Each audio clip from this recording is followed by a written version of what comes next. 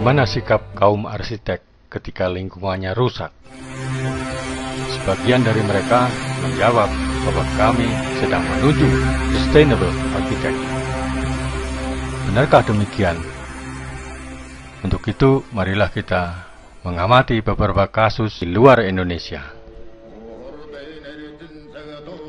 Yang pertama ialah Ordos 100 di Inner Mongolia, di mana di plot 26 sekelompok arsitek dari Prancis memakai konsep yang prinsipnya ini adalah bangunan 3 lantai yang kulitnya diuruk dengan tanah dan kemudian di atas permukaan tanah ditanam pohon-pohon bambu, dan makin ke tepi ini makin berpasir, dan di bagian tengahnya ada satu halaman yang tembus 3 lantai dan berfungsi sebagai pengumpul air hujan. Demikian sehingga antara site dan sekelilingnya itu terjadi satu transisi yang harmonis. Yang kedua, memperluas bidang tanaman di dasar secara visual dengan cara memakai bidang pantul sebagai atap, dan kita lihat bahwa atap ini juga makin turun sehingga ini menjadi satu playground yang cukup menarik untuk anak-anak. Ide memadukan bangunan dan taman ini pemenang lomba Residential Tower for Cascade Park di Belanda oleh Faro. Di ini ada bangunan yang menyatukan taman dalam strukturnya, kita lihat di sini.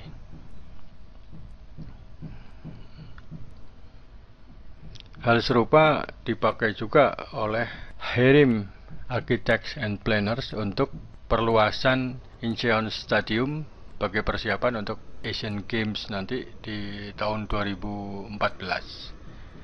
Jika tidak berfungsi, maka kompleks ini akan menjadi taman kota. Dan kita lihat skalanya memang cukup besar dan kelihatan sangat memprioritaskan ruang hijau. Kemudian pemenang sayembara untuk desain University of Northampton, ini kelompok arsitek yang sedang naik daun di Inggris, Alison Brooks. Sangat khas dari proyek ini ialah satu pusat yang menjadi simbol dari menyatunya aktivitas di kampus tersebut, dan di atas ini kita bisa melihat si arsitek memakai kaca-kaca yang cembung, ini bagian dalamnya, dan yang paling menarik untuk dicatat ialah ruang dalam ini menghadirkan pohon, sehingga bolehlah ini dilihat sebagai satu bukti bahwa manusia tidak hendak pisah dengan vegetasi.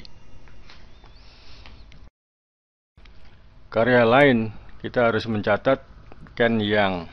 Ken Yang ini arsitek yang sangat tekun bereksperimen dengan desain ekologis. Kita lihat di sini dia memakai pohon-pohon di beberapa lantai yang konsepnya memadukan antara aktivitas di bangunan ini dengan pemakaian vegetasi, dan untuk itu dia bekerja sama dengan para ahli botani untuk menentukan tanaman apa yang mesti ditanam di tempat-tempat yang berbeda ini. Dan kita lihat konsep ini cukup mirip dengan roof garden. Pandangan pada malam hari, mana dia memakai artificial lighting, ini dimodelkannya pula secara grafis. Ini mesin niaga di GL.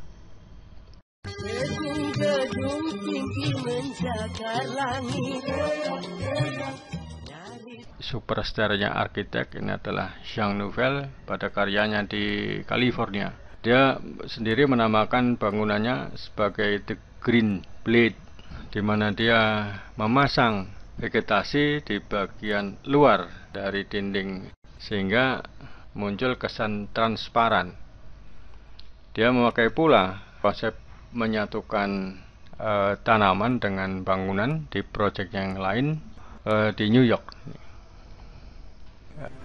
Namun menjadi pertanyaan, benarkah sistem energi pada vegetasi ini tetap sama jika pohon ini ditanam di tanah? Tentu tidak, karena jaraknya cukup tinggi.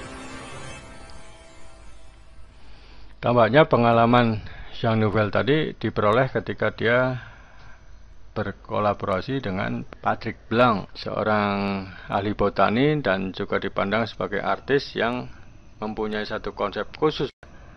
Jadi tanaman ini dia pilih tanaman-tanaman liar yang biasa tumbuh di tebing-tebing pegunungan, dan dia mempunyai satu cara, satu metode yang dia patenkan agar tanaman tersebut dapat tumbuh secara vertikal di mana saja, di permukaan mana saja, begitu menurutnya.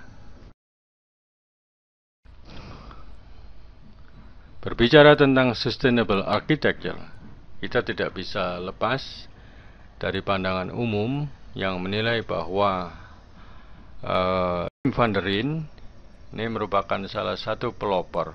Ini desainnya kita lihat menjadi cukup menarik karena kualitas dari site-nya ini masih banyak pepohonan, dan antara bangunan dan pohonan sebetulnya punya kaitan yang sangat erat. Keindahan sebuah bangunan sebetulnya tergantung dari keindahan di site-nya.